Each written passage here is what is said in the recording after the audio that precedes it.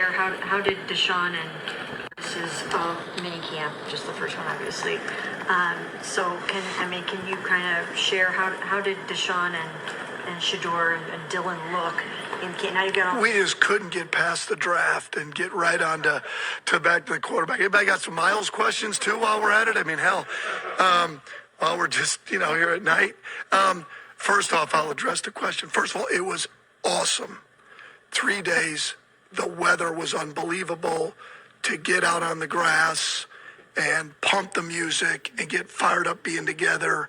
And the neighbors complained and we didn't care. And we pumped up the music louder. If they don't like it, they can move. And so I didn't care. And it was like, being out there with the guys and just getting a little bit of a feel for who we have on our roster.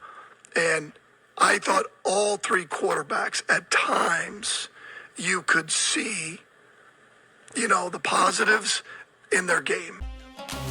And that's what I'm talking about. Todd Monken coming straight up the middle.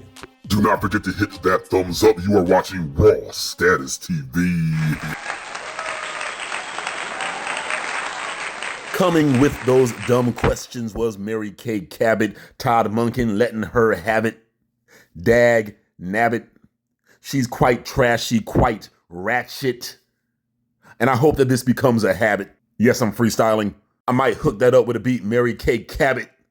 The trashy wench, the ratchet. The snow bunny, the lion rabbit. Listen, this is good what's going on. I mean, even the look on Todd Monken's face.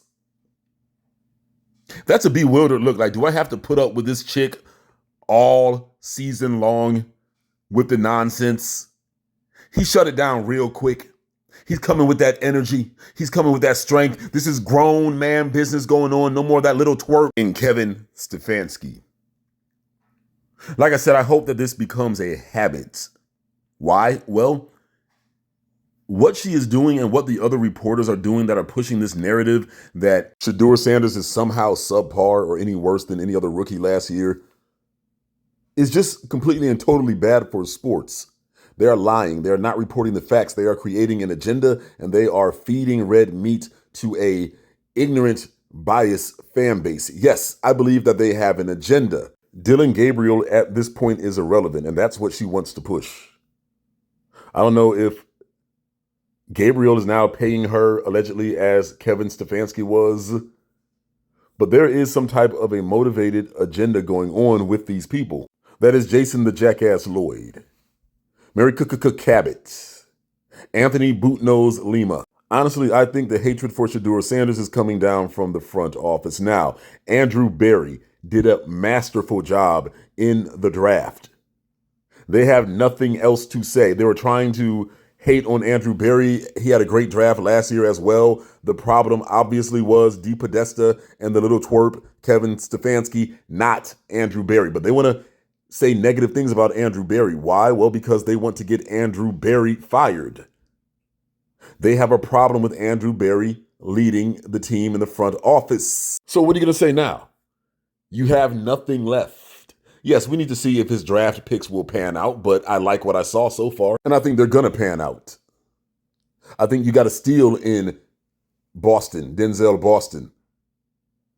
I think Casey Concepcion might have some of that Hines Ward in him, maybe. I don't know much about him. I know he's a fast guy. I like the highlights. He can get those drops under control. The pickup of the 6'4" free safety from Toledo, that was sheer genius.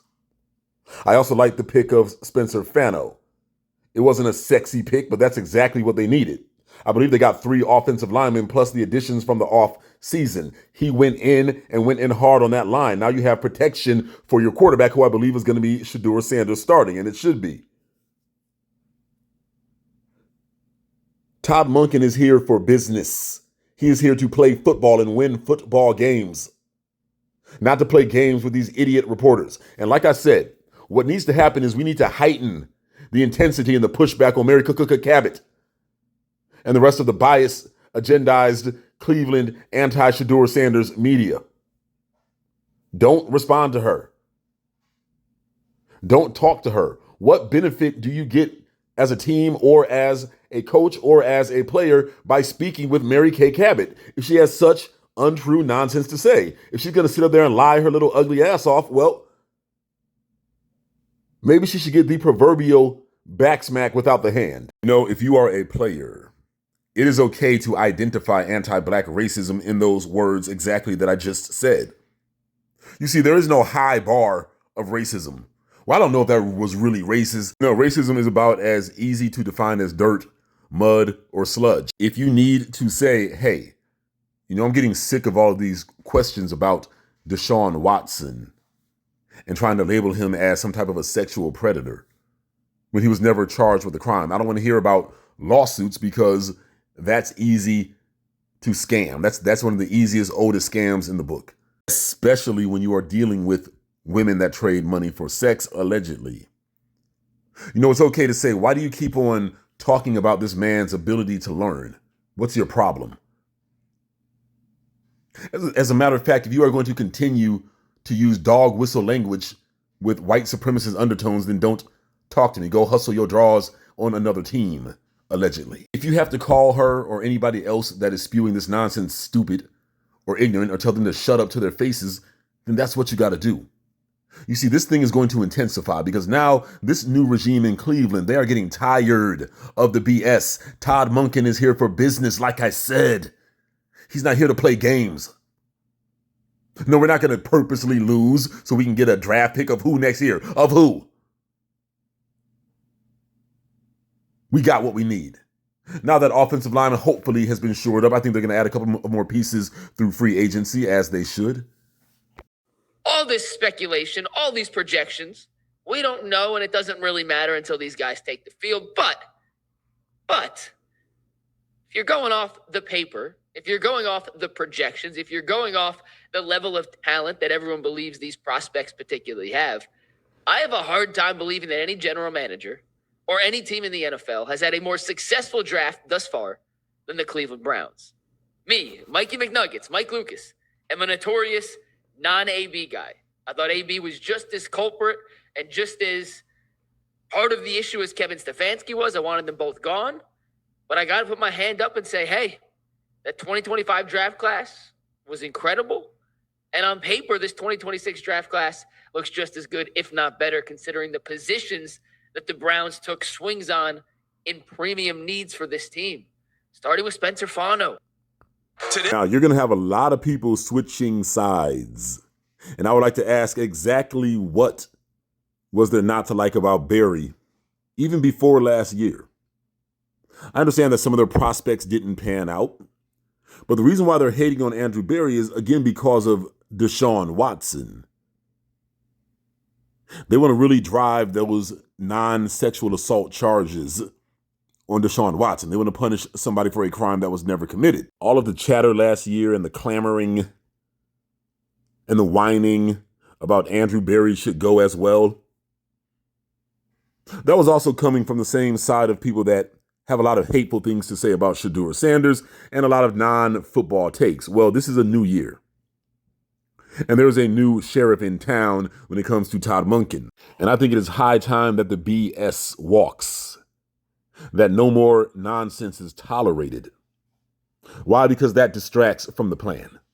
These people want to play National Enquirer. They want to play TMZ tabloid social media games rather than discuss football and what's going to make this team win a Super Bowl.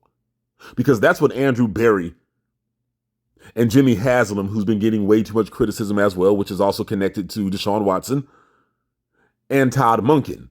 That's what they are focused on, is winning Super Bowls. As a Cleveland Browns fan, I want that to happen in my lifetime. But you see, the games that were played, the consequences have not yet been realized by the perpetrators.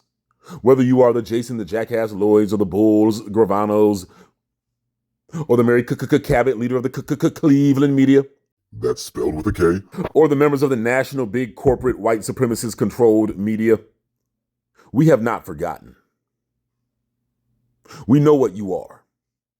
You get no credibility. Now, the former players that are members of the media need to start calling this stuff out in real time, on the air, national TV. Hey, why do you keep on making questions and making comments about somebody's ability to comprehend and learn? Do you have a problem with black quarterbacks? I'm not racist. We're trying to say that I'm racist? Yeah, actually, yeah. I'm not saying that you're racist. I'm saying that I believe it is possible that you are a racist. Don't forget that. Never call somebody a racist outright. Say, I suspect that you are practicing white supremacy. I believe it is possible that you're a racist. No, I don't know what goes on in your head, but I know what you're doing because I see it, your actions and your speech. By calling these things out in sports, you will be helping to alleviate the problem. Because at some point, the credibility of these soft shoe racist reporters will be called into question. It's not just Shador that they hate. The vitriol for Deshaun Watson. But they do not keep that same energy for Roethlisberger or that kicker from the New York Giants or that player from the Baltimore Ravens. 3 white dudes that had sexual assault allegations.